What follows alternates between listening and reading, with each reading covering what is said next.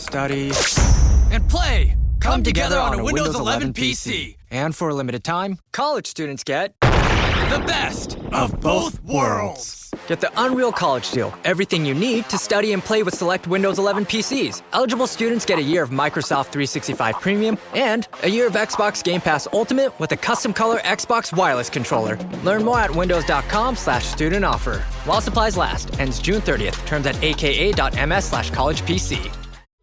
Experience a membership that backs what you're building with American Express Business Platinum. Get 2 times membership rewards points per dollar on eligible purchases in key business categories, as well as on each eligible purchase of $5,000 or more, on up to $2 million in eligible purchases per calendar year. American Express Business Platinum. There's nothing like it. Terms apply. Learn more at americanexpress.com/business-platinum. Good sleep is everything. That's why Ollie's Science Back Support is made with a blend of melatonin and L-theanine for both kiddos and grown-ups.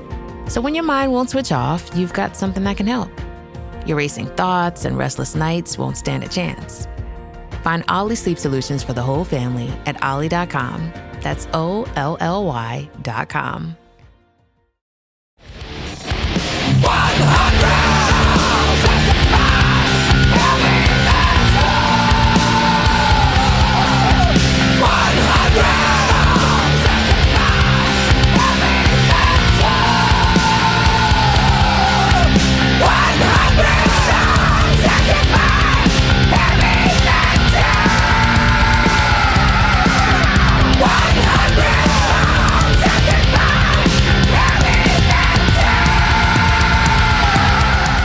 Welcome to 100 Songs That Define Heavy Metal. I'm your host, Brian Slagel. I'm the CEO of Metal Blade Records. The next time you're in Las Vegas, or if you currently live in Las Vegas or the Las Vegas area, you need to visit the Metal Blade Museum. Now, not only are there artifacts from Metal Blade artists like Metallica, Slayer, Cannibal Corpse, Gwar, Lizzie Borden, there's also artifacts from bands that we had something to do with as well, like Guns N' Roses, Megadeth, Alice in Chains, Deep Purple, Thin Lizzy, Alice Cooper, all sorts of stuff. So it's a really great metal museum. It's located right near the Strip in Las Vegas. Also, our retail store is also now in the museum. So you can go pick up your Metal Blade vinyl, CDs, collectibles, shirts, all sorts of cool stuff. Just go to metalblade.com/museum for all the details. And we are in the home stretch here in this podcast. We are into the 80s. So we've got less than 20 songs left. So that means that most of these songs are going to be, look, every song we've done is very important, obviously, and we didn't want to do it as a countdown or anything like that. But these last songs, I think, are very important as far as I'm concerned. And this one being really important, it's my favorite Metallica song of all time, Creeping Death. You all know it. You all love it. An incredible song from Metallica's second record, Ride the Lightning. And we're going to talk about it with my good friend, Mr. Mike Hammer from Violent Gentlemen, who's a big Metallica fan and a really, really good guy. And another really good guy, Ryan Williams from Metal Blade, A&R guy. We've had him on many times. He's a good dude, and we'll have a good conversation with him as well. But as usual, we always begin it with our friend, Mr. Martin Popoff. Metallica, Creeping Death. Excellent choice, Brian. You know, is there a more respected song on Ride the Lightning? I don't know, because you've got the problematicness of the ballad, you've got the instrumental, you've got people thinking Trapped Under Ice ain't so well written. You've got your straightforward songs for Who the Bell Tolls. You've got Escape, which has not a great reputation. You got the two complicated ones. This is a super heavy song, pure heavy song, but also very accessible. But the riff is very interesting in this. It's got that little fast, kind of frantic little diddle in the riff. And also when the second guitar comes in, this reminds me a little bit of the sort of atonal, ambient, can't quite pin the note idea that you get in Thin Lizzy's Got to Give It Up. Ride the Lightning, absolute landmark album, excellent songwriting. Metallica just proved that they were the most talented band in thrash, hands down. July 27th, 1984, they recorded this in the spring, winter, spring. February 20th to March 14th, 1984, at Sweet Silence in Copenhagen with Flemming Rasmussen. 6:36, so it's a long one on here. But yeah, what an excellent track. They had been watching the 10 Commandments over at Cliff's Place. That was part of the inspiration here. We've got the plague of the death of the firstborn, and you've got 10 plagues visited on ancient Egypt, 4 of them mentioned in the song. You've got the Die By My Hand section in here, which comes from an old Exodus song. So Kirk Hammett's got his hand in this one. It didn't show up on any album, but that was definitely his riff there. And just a beautifully well put together song. You've got the dramatic intro where you get, Flemming Rasmussen's caveman production there. You got the cymbal choke, the stop-start thing that all metalheads love. And then you get this complete switch around to this change of speed to this interesting atonal riff. We get the magnificence of Lars, all over this album. His personality comes out as a drummer, but you hear it very clearly here with the sort of non-obvious, where he puts things on the beat and makes his fills very musical. They're not super fast or anything. He uses a lot of snare, like I say, cymbal chokes. So he's got some really, really nice fills throughout this song. But it's a song that makes sense. It's very logical. You get to the chorus at 1:27. We hear the chorus, and it's just these pretty melodic hanging chords. So you get kind of a payoff, kind of a money chorus on here. When the solo section happens, not the greatest guitar solo of all time, but you got this underneath it, you get this nice modulation up. So you get some new music there. Like I say, 3:39 is where you get the Die By My Hand thing. The mosh pit madness of that. Everybody, the mob screaming, angry mob. And then you get this entirely new music for a brief gesture at a twin lead section, close to an outro. I guess it is an outro. It's showing up at 5:20. And then you get a final, come around all the way, wrap it up in a big red bow. You get back to the original theme to close out the song, the big, epic, heroic, but still very musical theme. So yeah, they really make a lot of sense with this song. I think a lot of Metallica fans pine for when the songs were this short and made this much sense, even though it's still a long song. But, later on, just like Iron Maiden, they would just almost like throw too many riffs into these songs, and it got disorienting. But yeah, you listen to this and it's just a beautiful piece of architecture here. Interesting positioning, second to last track, and then we get the longest song in the album, the instrumental, to close. So it's in this interesting badass part of the album. I know, Brian, you love talking about sequencing stuff. I wonder what you think of the sequencing of this album. But yeah, I don't know. I don't think it's flashy enough to replace a Ride the Lightning or a Fight Fire with Fire or anything like that. Trapped Under Ice has just got its own energy, so that kind of belongs at the beginning of side 2. But yeah, absolute classic. One of the band's most beloved songs, Metallica, Creeping Death. Thanks, Martin. He had a lot of interesting things to say there. I like it when Martin gets excited. And yeah, we'll talk about the sequencing a bit when we talk to my buddy Mike Hammer. But it is odd that a song of that magnitude is so late in the record. That's definitely different. But like I said, we'll get into that a little bit more with Mike. But a lot of good stuff from Martin. Loves it. He loves the song. I like when he gets excited, and that was one of the longer pieces we've had from Martin. So great from him, and thank you so much.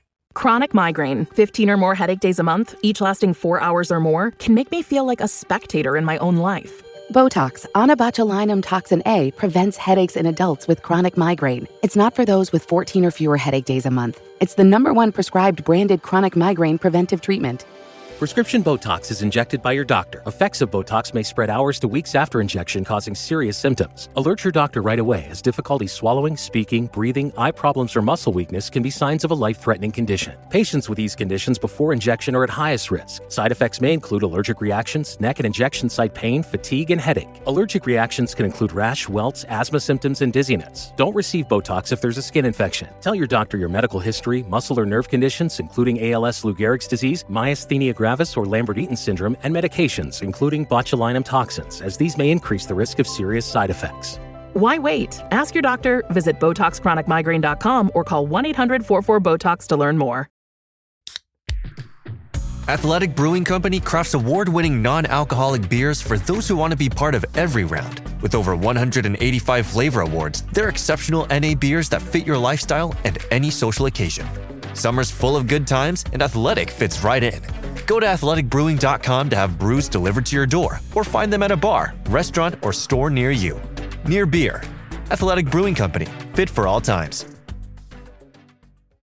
The right window treatments change everything. Your sleep, your privacy, the way every room looks and feels. At Blinds.com, we've spent 30 years making it surprisingly simple to get exactly what your home needs. We've covered over 25 million windows and have 50,000 five-star reviews to prove we deliver. Whether you DIY it or want a pro to handle everything from measure to install, we have you covered. Real design professionals, free samples, zero pressure. Right now, get up to 45% off with minimum purchase, plus get a free professional measure at Blinds.com. Rules and restrictions apply. All right, we welcome back again our old friend at this point here on the podcast. You know him from the Black Dahlia Murder and his current job as A&R for Metal Blade Records. Mr. Ryan Williams, how are you, sir? Hey, doing well, Brian. Good. Metallica, Creeping Death. Yeah. There's a lot to unpack here production-wise, I think. There really is, and there's a lot of stories around the making of the album, too, and I'm sure that you could kind of fill us in more than anyone really about that, having, being close with the guys and everything. But very interesting record. I think like a huge step up for the guys. Flemming Rasmussen, legendary. They did it in Sweet Silence in Copenhagen. Really, because the story that I got is because they thought they could record cheaper over there. That was really the main. And they had heard Rainbow, Difficult to Cure, and they really liked how that album sounded. So that's the reason they went there. Yeah, I think that's definitely one of the reasons. It was at the time, I believe the dollar was really strong. The dollar was very strong, so you could record a lot cheaper in Denmark. Mm-hmm. Certainly, Lars didn't mind being back home and recording a record either. And obviously Flemming is an incredible producer too. And of course, he ended up producing the next few records. But I think that they knew the studio, they liked the studio, and they could fit it into their small budget because they're still at that point signed to Megaforce, so they didn't really have a lot of money. It's my personal favorite Metallica record. I think it's just incredible. It's the first Metallica record for me that James actually sounds good. Well, yeah, to me, just listening to it now, the big things sonically that stand out to me are the guitar tone, first and foremost.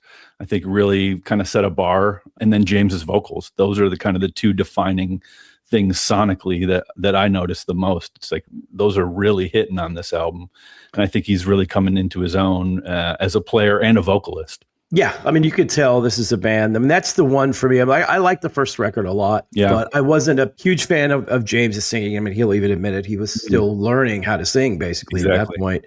And this was the one where it all kind of came together. And I remember I wasn't in the studio for any of it because they recorded most of it in Denmark, and I wasn't over there for any reason. So, but when I first heard it, I was like, whoa, this is a big step up for these guys. It's like, wow, this is really, really incredible. I wanted to kind of just hear your recollection of your first time hearing it. I mean, I think that's I thought it was incredible. I mean, that's the first time, honestly, I mean, obviously I saw them live a lot and heard them, and I mean, they were good and they were certainly getting better. But hearing the record, because I don't think I heard any demos or anything beforehand. Like I said, I wasn't in the studio at all for this one. When I heard it, I was like, wow, I was just blown away. I was blown away. I was honestly kind of stunned at how good it was. I was like, whoa, these guys have gotten really, really good. So yeah, I just thought the record's great. And to this day, like I said, it's my favorite Metallica record. Well, I think the story is that Flemming really pushed them in the studio to get better, and kind of made Lars even kind of work on a click, and just made everyone kind of take it to the next level as far as what they were doing, because they were still figuring it out too. And those guys, to their credit too, I know Lars was taking a lot of drum lessons, and all those guys were taking lessons and really learning how to play their instruments. And it's interesting because I know Flemming, and he's like the nicest, sweetest guy you'll ever meet. But yeah, I heard in the studio he was, not difficult, but definitely made them work, which is obviously a good thing. What you want, exactly. And one of the other big stories around the making of this album is that they had most of their gear stolen like right before this. Yep. And when they were out on tour with Anthrax. So all of the stuff that they really had gotten used to using as far as amps and all that was gone. So that when they were in Copenhagen, they ended up just borrowing a bunch of stuff from like Merciful Fate, whoever local bands around town. And the story is that they found the Marshall JCM 800 at a music store and just randomly tried it out. And it was a French-made one. And after trying all these different amps, they just stumbled upon this one that ended up being on the album. And straight up JCM 800 with a tube screamer in front, and created one of the most legendary guitar tones of all time. So it just goes to show you, I think there was a lot of experimentation. They were just trying things. This is something that comes up on a lot of the albums we talk about. They were just really trying things with what they had, experimenting, and there was kind of a freedom in not being locked into any one thing. Legendary stuff gets born that way, I guess. Yeah, totally. And they were learning everything. They were learning how to record. Obviously they recorded the first record in by whatever 10 days, and it was kind of a whirlwind. But this time they had a little bit more time. Not, they weren't there for a lot of time, but they a month, I think. Had a bit more time, and to, like you said, experiment. And they really, I just felt them coming into their own as a band and musically and musicians and stuff. I was like, wow, this is, especially Lars, because he was the one I think that improved the most, because he had only been playing drums for a few months by the time, Hit the Lights came out on Metal Massacre. And, then the first album was what it was. And then this one was, I guess, like, wow, he's and the drum sounds really good too on here. And that, again, to this day, you listen to a lot of stuff that came out in the 80s, and some of it stands up to today, but some of it has that kind of 80s production. And you're like, ugh, but this doesn't have that at all. This is a really good sounding record that doesn't, even to this day, to me at least, doesn't sound dated.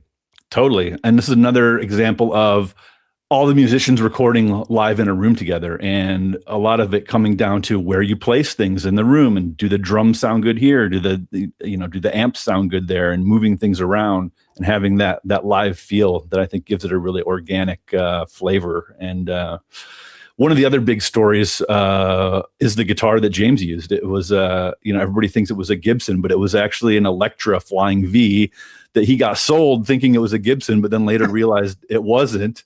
But again, it just ended up adding to that legendary kind of tone. And it goes to show you that you don't necessarily have to have all the best equipment. You just have to really have ears and know what you're doing. And Fleming absolutely did on that in this case. Yeah, I mean, he's obviously an incredible producer and knew how to make these guys sound really good. And that's the interesting thing about studio work, is that, so many times whatever the band's using in the studio is not what they're using live. There's certain guitars that they love only for the studio and don't want to take it out live for a variety of reasons. And same thing with amps and all these other things.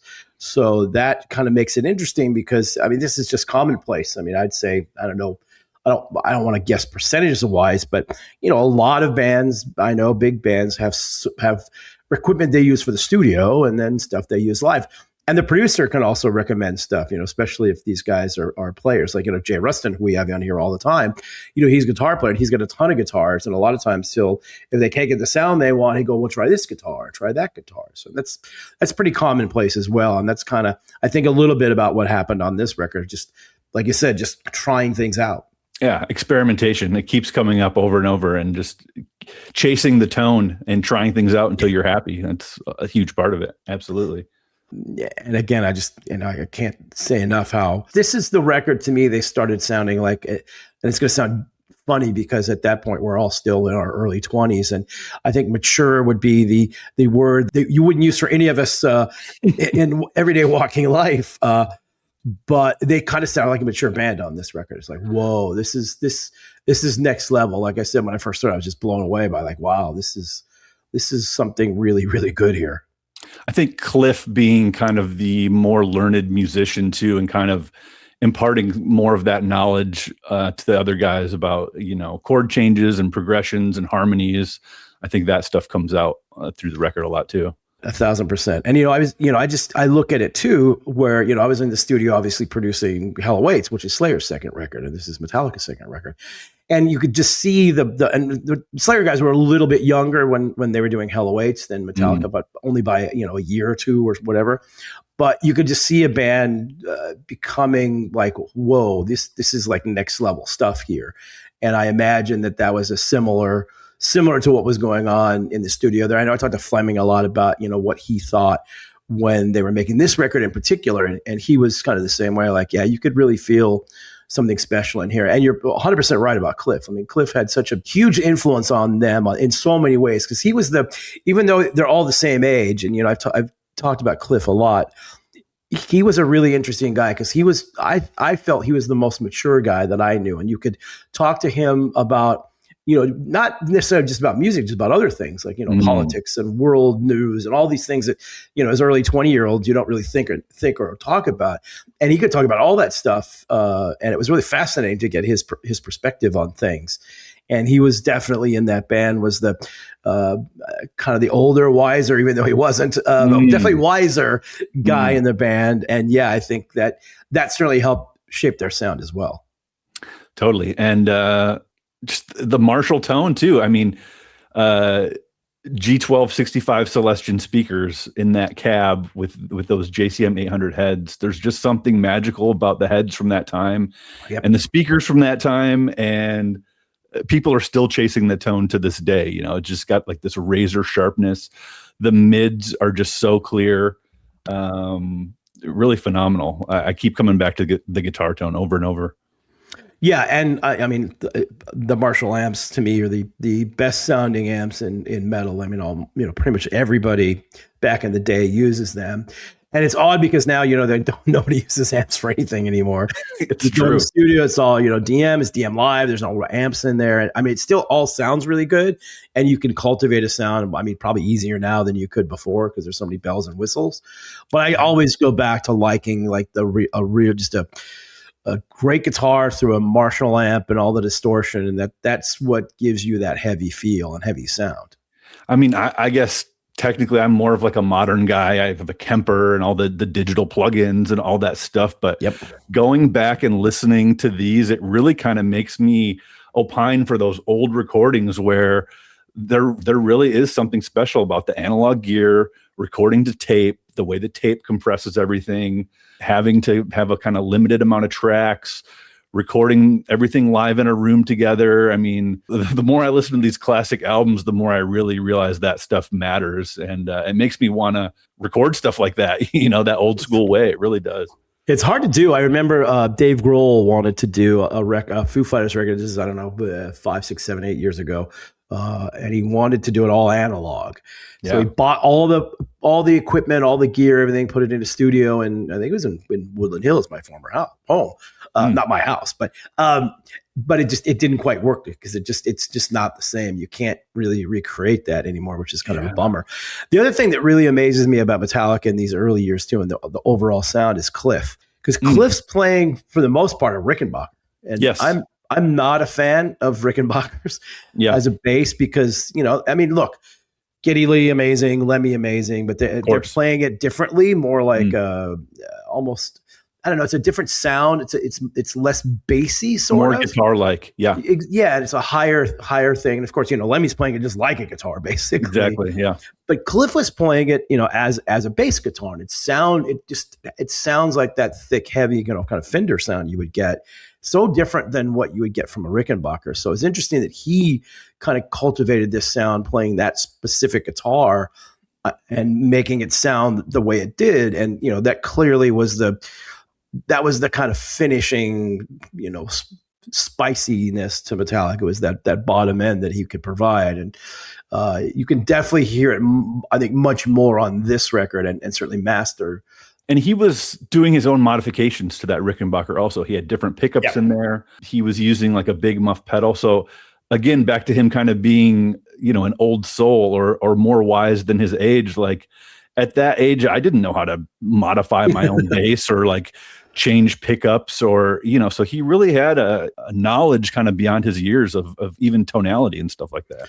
Yeah, 100%. I mean, that was why I always loved to talk to him. And he wasn't a super talkative guy. I think that's why him and James got along so well, because they were both kind of quiet and shy. And but when he did talk, it was great. He was brilliant. And it wasn't like he wouldn't say anything. But Lars was always the one babbling away at 1,000 miles an hour. Right, he's kind of the secret weapon. Yeah. Well. Yeah, 100%.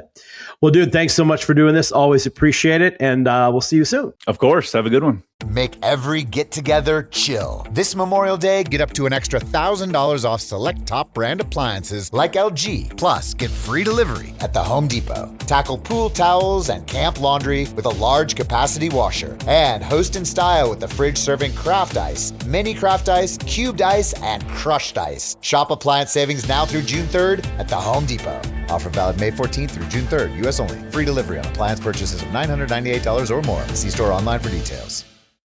This episode is brought to you by Redfin. You're listening to a podcast, which means you're probably multitasking.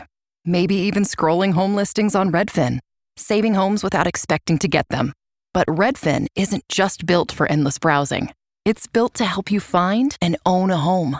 With agents who close twice as many deals, when you find the one, you've got a real shot at getting it. Get started at redfin.com.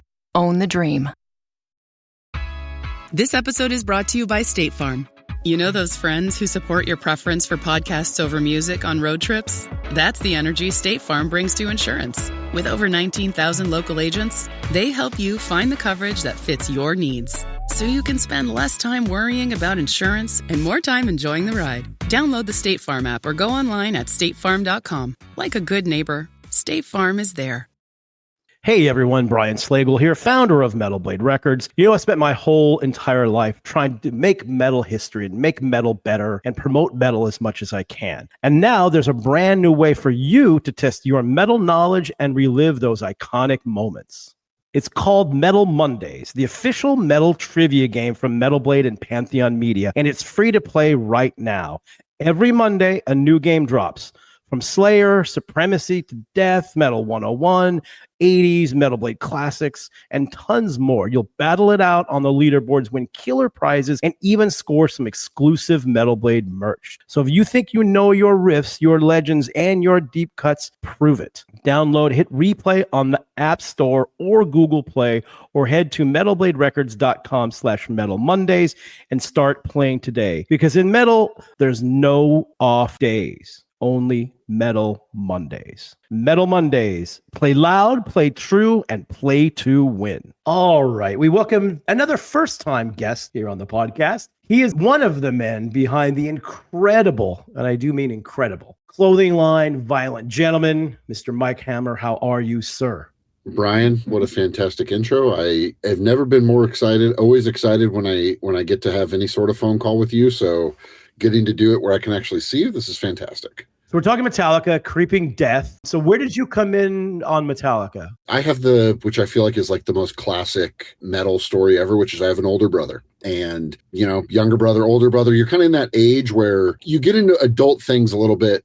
You know, there's a finite window where like my brother was into adult things, I was still into kid things. And we shared a room and we would like go to bed at night for school or, you know, whatever.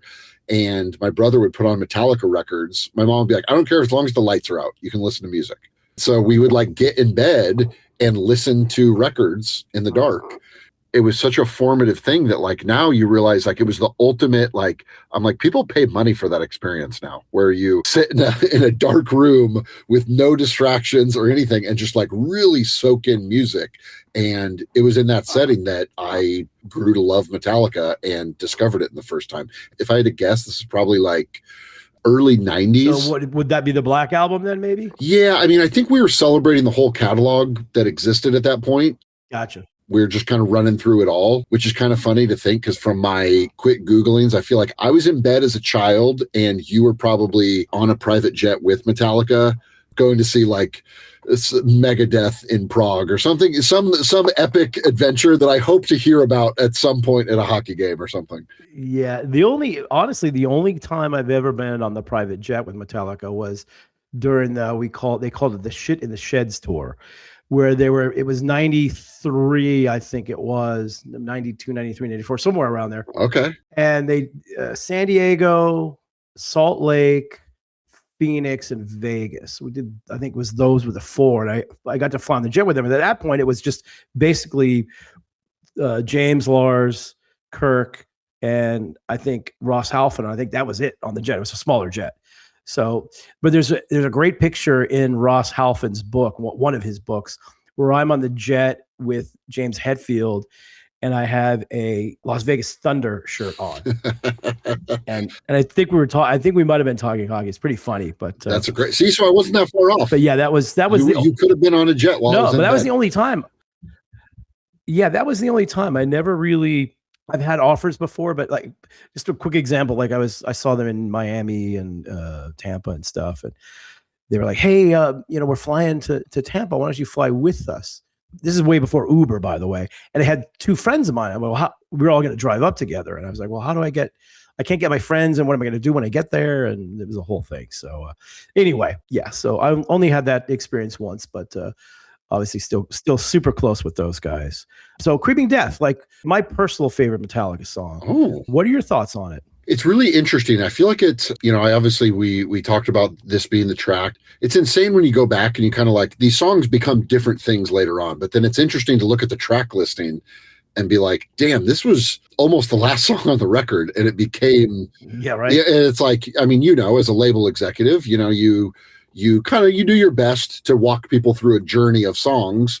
And it's like for Creeping Death to be, I think it's track like 9 of 10 or 10 of, or somewhere in that realm. And it's like, damn, like this was pushed down, not in that 3-4 spot. To have that much of a banger that late in a record it's unheard of. It's crazy. Yeah, I think part of it is that record was just so good that it made sense. Mm-hmm. But you're right when you think about it, because that's normally those are where you bury the songs, like the not great songs are like, well, we'll just put it towards the end of the record. But this song clearly is one of their all-time best songs. And my favorite story about Creeping Death was, and I can't remember, I wish I had a better remembrance of what show it was, but they're playing like one of the first times I played a festival, I think it was, and they were on like in the middle of the day, and they played this song. And this is when they started slowing it down and everybody going, die, die, which of course everybody knows now and everybody does. But back then, that wasn't a big thing. And I'm sitting there going, wow, I'm around 20,000 people, and they're all screaming, die. This is like insane what's going on right now. Yeah. It's so interesting reading the tale of, they're at home watching a movie, and they're like, it feels like it's from like the movie Airheads or something. Like these guys just sitting around watching a movie as dads, and he's like, damn, that's the most metal thing I've heard. I got to write that down. And then it turning into that, and then like you said, that was literally going to be one of my points to bring up today is like, there's great songs and then there's great songs that translate live, and the live interaction for that. And I mean, if we're counting down 100 best songs, I think if you end up counting down live frontmen, it's hard to argue James Hetfield isn't number one. Like, especially as a frontman that plays guitar as well, he's got a little bit less mobility to him. His live call-in responses with crowds, how he articulates song names, super aggressive in his way. Like there's nothing else like it. And Creeping Death is one of the greatest live of all time, which that could almost be your next countdown is 100 live songs and how they're done in that setting. Cause it's a whole different ballgame. Yeah. Well, we are into the last 20 and they're not necessarily ranked. I might potentially do, the top 3 or 4 for me are pretty much the top 3 or 4. Okay. But everything else can be anywhere. And this song can be in that top 5 range too, but it's certainly deserving of being in this top thing. And honestly, other than when they do the no repeat weekends now, I don't know that they ever have not played this song live. Every time I've seen them, aside from when they do the completely different set list, they always play this song. And it's one of the most popular live songs. It's not technically, I was looking at Spotify earlier, and it's not in their top 10 songs on Spotify, which is kind of interesting. But it makes sense because of all the, it's mostly the huge stuff. But the hardcore Metallica fans and a lot of people know Creeping Death is it. Yeah, I mean, you got to think in those countdowns, when you're a band like Metallica, your top 10, they have so many like bona fide hits that transcended metal fans and stuff that it's like, you get into that, it's almost like, yeah, it's hard to sift through. Yeah, and it's like, they didn't do a video for this or anything, so it makes sense. But yeah, live wise, and it might be one, I saw something, this is a few years ago now, so it's probably changed now, but I saw something where they were, I can't remember if Metallica did it or somebody related to them did it, but they did like the songs they've played the most live. And this one was definitely up there, like up there, Seek and Destroy is probably just because it's the oldest one.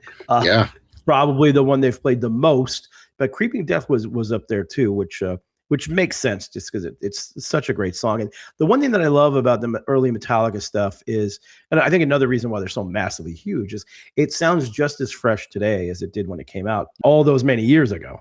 Yeah, and I mean they're the beneficiary of what you've been the beneficiary of also, which this record, somebody bought it, when it first came out. They probably bought it on maybe a CD first, and then on vinyl, and then on vinyl again, and then they bought an MP3, and then they streamed it, and then they bought it on vinyl again because their kids got into vinyl. Like, these records are, the help of people buying them so many times, but it's timeless music where you now have families that are probably 3 generations deep discovering these songs, and they're just as good as they were when they first came out, if not better, because now they have this history to them, which is so special.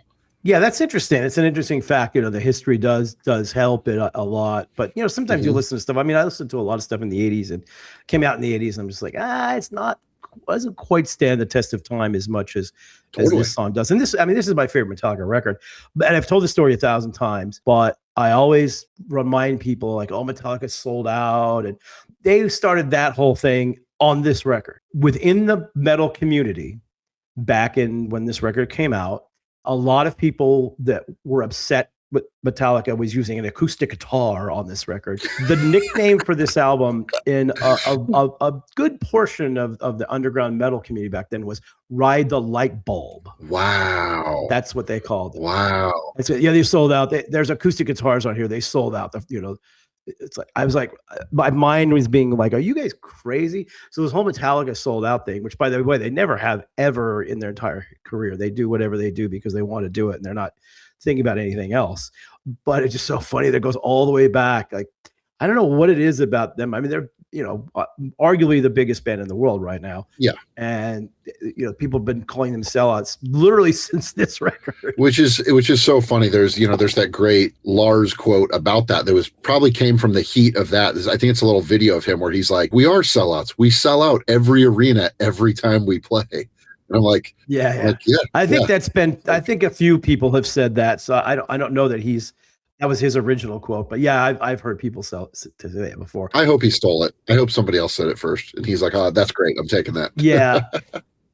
Yeah, you might have. But I mean, honestly, the funny thing about them is that they care about the fans. They don't really care about anything else, like whatever people say. And anytime you get to be that big, you've got to have pretty thick skin because not everybody's going to like you and people are going to tear you down because you're so popular, especially when Metallica got super popular. A lot of the early people like, no, they're our band. We don't want anybody else to know that this band exists, So even by the time Master of Puppets started to take off, people were already mad at them. It's just like, so really? It's just so insanely ridiculous. It is what it is. But now they're selling more tickets than they ever have in their entire career. I remember when I went to see them in Dallas and they were doing playing the AT&T Stadium there, the two shows in the weekend and no repeat weekend, the whole thing. And Lars is something like, yeah, like we're selling 140, 150,000 tickets a weekend now. Like, that's just insane. Like, even for them, they're like, we've never sold this many tickets ever. It's just crazy how huge it is.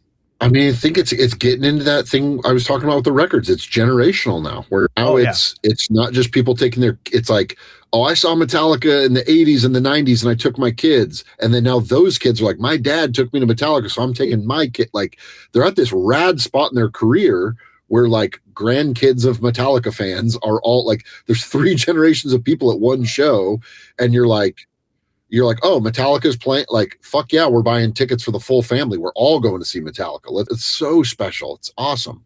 Yeah, and they love that. They love that the fact that there's these 3 generations there. And I mean, it's great because it continues the cycle of metal music doing well, and it's probably doing better now than it has in a long time. So, and it's amazing for them. They're still great. That's the thing too, is they're still them and Maiden and some of these bands that are not getting any younger are still really, really great. And this type of music is not that easy to play, especially for drummers, because I know Lars has a whole routine where he gets to the venue like 3 hours beforehand. He's got like a half an hour massage and all these different things he's got to do to warm up.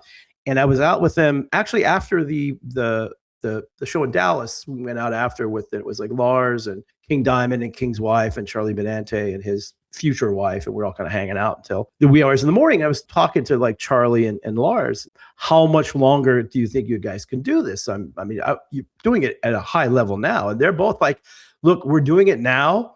Can we be doing it in 10 more years? I don't know, because this stuff is not easy to play when you're 40, of course, in your 60s. Yeah, of course. I mean, there's probably arguments too that some guys like in this world would say, maybe my body's gotten older. There's potentially Lars might be healthier right now than he was, whenever they were partying their heaviest. Oh yeah, I can definitely tell you that. Yes. Where they might say like, yeah, I might be this old as a number, but my body is in better shape than when I was in my 30s or whenever that window of like heavy partying was. Yeah, that's true. And they didn't go super crazy, but they enjoyed life as rock stars, as they should, as one does when you get to that level, I guess. Yeah. But yeah, I think you certainly have to take care of yourself a little bit better, and it's still a commitment. He just can't get out of bed and warm up for 10 minutes and get on stage. It's a whole process, and there's a wind down process afterwards, and it's pretty intense when you hear him talk about it. But they love doing it, obviously, because they're still doing it. Yep, absolutely. It's great. I love it. We've got Sphere coming up. I imagine you should be coming out for a couple of those shows, I hope. I want to go early on because I want it to hit super hard so that I end up going a couple times. I don't want to go late in the run and then be like, that was awesome, I should have gone a couple times. So I'm going to try to go early on. Good. And then be motivated to go 2 or 3 times. Hopefully. Good, man. Yeah, I'll be there opening weekend. I've got a bunch of tickets already. I'll be there a bunch, obviously, just because I live in Vegas, so it's easy to go to Sphere. And also, by the way, all these people keep asking me to get them tickets. Like, tickets for shows are not free. Doesn't matter what the band is. Like, somebody's paying for those tickets, so tickets aren't free. And I think people kind of forget that. So I buy all my tickets to no matter who it is. I buy tickets because I get it. That you should be doing that. I think Lars got mad at me once for that. He said, "You don't need to be paying for Metallica tickets." Like, honestly, it's easier to just get the tickets. Like, give me the passes. I want all that stuff, but it's just easier to get the tickets because sometimes I know how guest lists are and all these other things. And half the time, if you don't have tickets in your hand and you're going to the venue, it's just a nightmare. I'll have my own tickets, and it's very easy. Yes. That's the real pro way. I love it. I've always loved that about you. You've always been, I think there was a year that you had hockey season tickets in 2 cities you didn't live in. Yeah. You just buy the tickets, be a supporter. It's all gate driven. So it's like, this is how things keep going. You buy your tickets, get involved. It's what everybody needs. Yeah, I love to support whatever I love. I want to support it. So I'll buy season tickets to, at one point I had season tickets to 5 teams. Devils, Sharks, Kings, Ducks, and Coyotes. The greatest year in sports. That was insane. I might make you a pennant for that to put up in your house to be like, the one season, I'm definitely the only person in the world that had these seats. Yeah, so we got to talk a little bit about Violent Gentlemen. Please. For those of you who don't know. Please. Probably my favorite clothing company of all. They started out as a hockey clothing company, basically. And it's kind of evolved into music, and you've got, what are some of the bands that you've done collabs with? It's pretty impressive.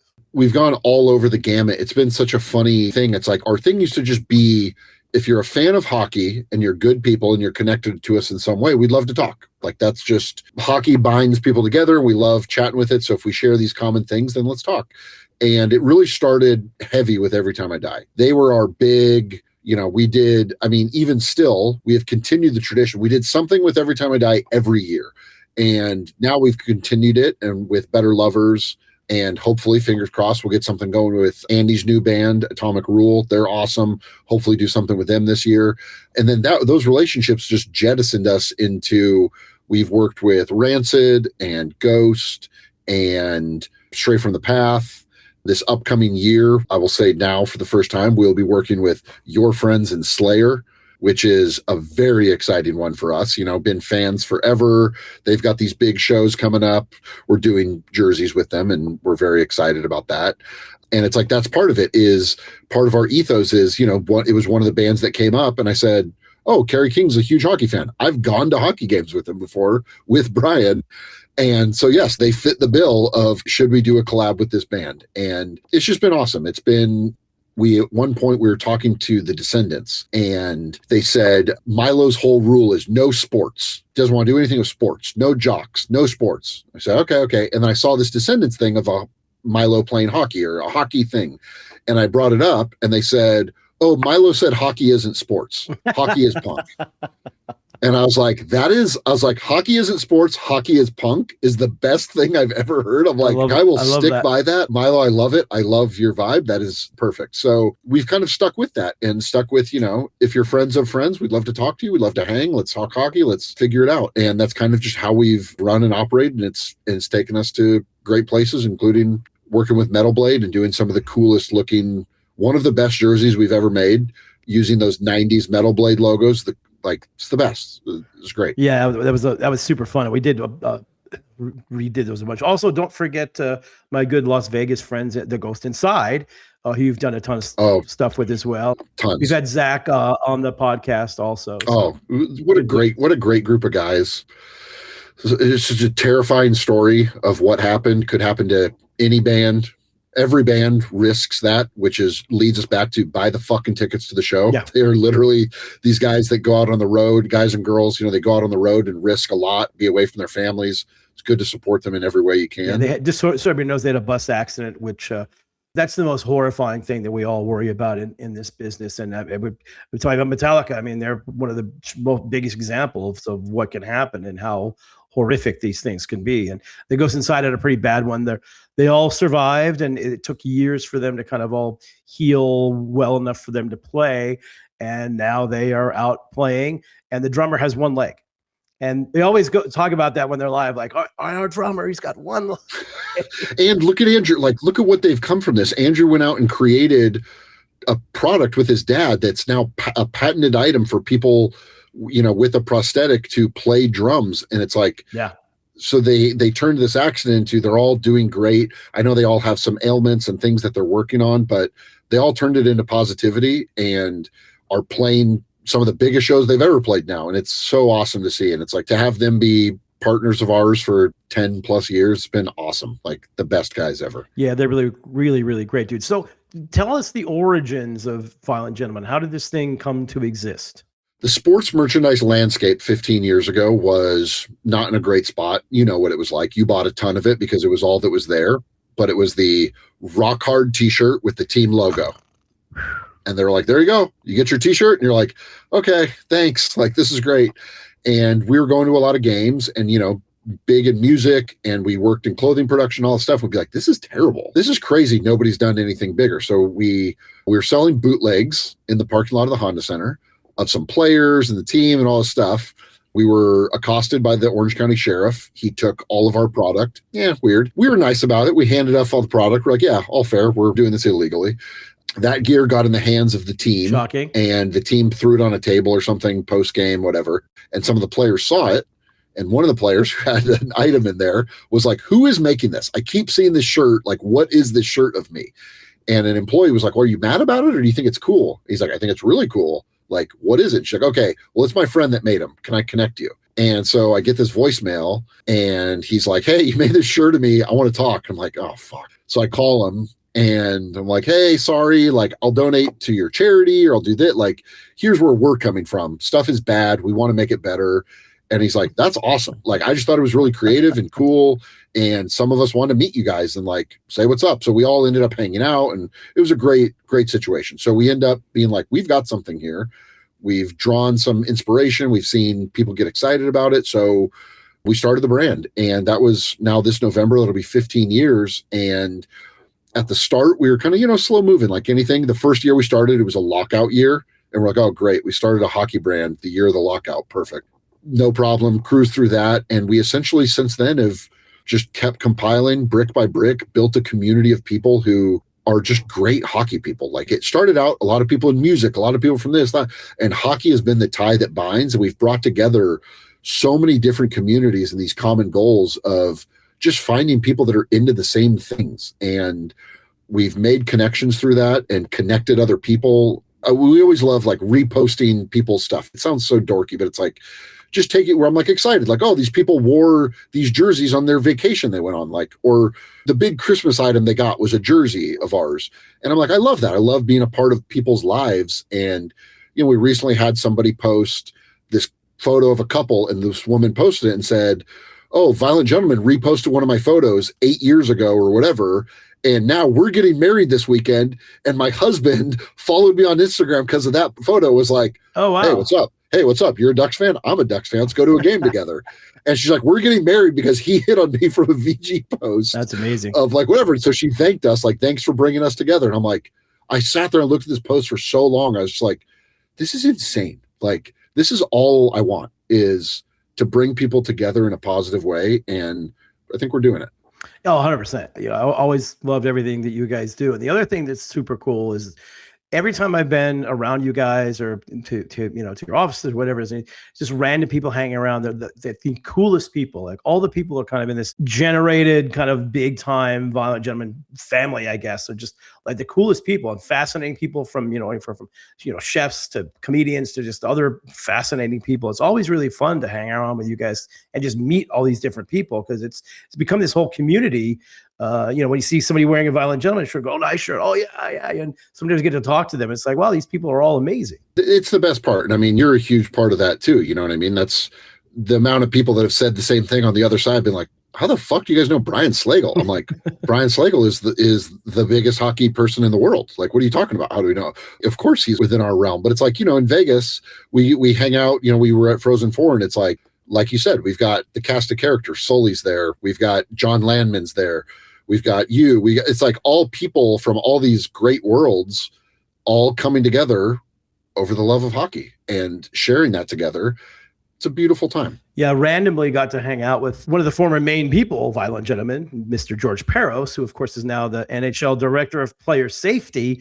After the Golden Knights game where they won, I was with my buddy Mark, and we were trying to get to his car. And long story, he was parked in the MGM employee lot. We couldn't get in there. We had to walk back into Vidara, and we walked back in, and who's walking toward us is Mr. George Peros.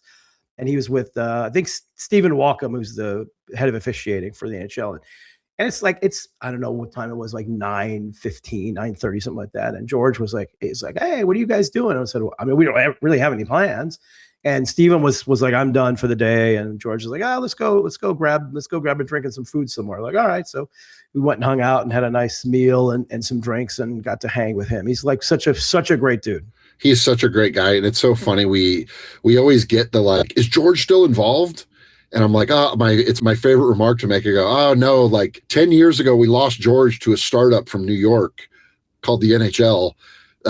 So he went to work there and stopped working with us, but we're still, we text all the time. We're still super close, but he's like literally top 5 best people I've ever known in my entire life. He's an amazing guy, a really amazing guy, man. That is probably the toughest job in all of hockey is what he does. And he does a great job.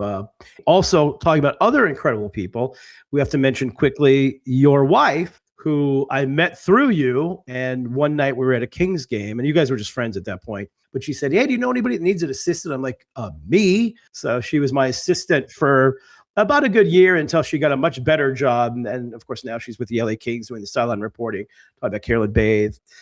Yeah, so she's, again, an incredible person in your whole circle there. And, you guys are the power couple over there. It's so fun. It's like her favorite thing to talk about working for you. Of all the things she's done, that is like the thing she is the most proud of. Is she's like, Slagel trusted me with, returning cable boxes and dinner reservations, and this person's coming to town, like mundane things. But she's like, he trusted me. And she's like, that was such a special time in my life that I wish I could have like really soaked it in of like, oh, I get to talk to Slagel all the time and do stuff together and do that. And whenever you come up for anything, she's like, that's my old boss. I love Brian. Like she makes sure to be like, oh, we work together. I love telling that story too to people. It's like, yeah, Carla she was my assistant for a while. Like, really? She's like, yeah. But she's a big TV star now. So it's all good. It's so funny because if you ask her, she's like, I don't know if he needed an assistant or if he knew that I needed money. And he was like, here, I've got some little things I can throw your way. Honestly, a bit of both, because I was actually looking for an assistant and a part-time one, which is perfect because I didn't really need anybody full-time. Yeah. And so it worked out great. So, but I always have to bring her up because she's amazing and part of, again, this incredible Violent Gentleman family that you guys have put together. So it's pretty special. Super amazing. Thanks so much for doing this. Oh, Brian, of course. We'll see you soon, man. And again, thanks so much for doing this. Really appreciate it. Of course. Honor to be here. Very excited. hopefully we turn some people onto a great track that they maybe never listened to before. All right, that'll do it. Fun episode for an amazing song. Big thanks to Mike Hammer of Violent Gentlemen, Ryan Williams from Metal Blade Records, Martin Popoff, who's written on 150 books on hard rock and heavy metal, so he is the professor. He knows his stuff. Lizzie Borden with our theme song, and of course the man driving the boat, the train, the airplane, all of it, producer Mr. Christian Blatt. We'll see you guys next episode.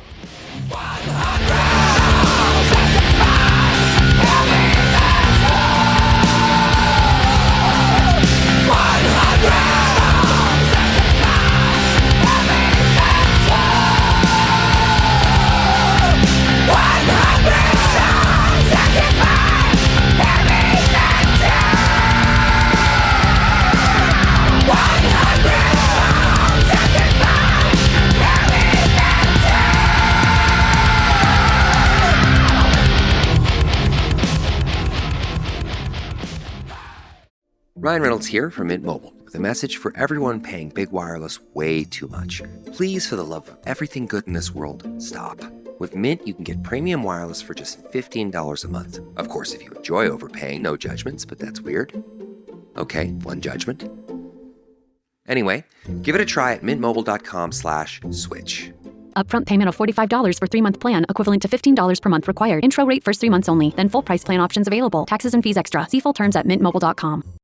You can't reason with the sun. Trust us, we've tried. This summer, it's time to put that angry ball of fire on mute. Columbia's OmniShade technology is engineered to protect you from the sun's harsh rays that can burn and damage your skin. The sun is relentless, but so is our gear. Level up your summer at Columbia.com to spend more time outside and less time slathering on aloe lotion. You're welcome. Columbia, engineered for whatever. Every act of change begins with a neighbor. When neighbors connect through the Feeding America network, small actions ripple into lasting impact. Feeding America, led by neighbors. Give now to end hunger at feedingamerica.org.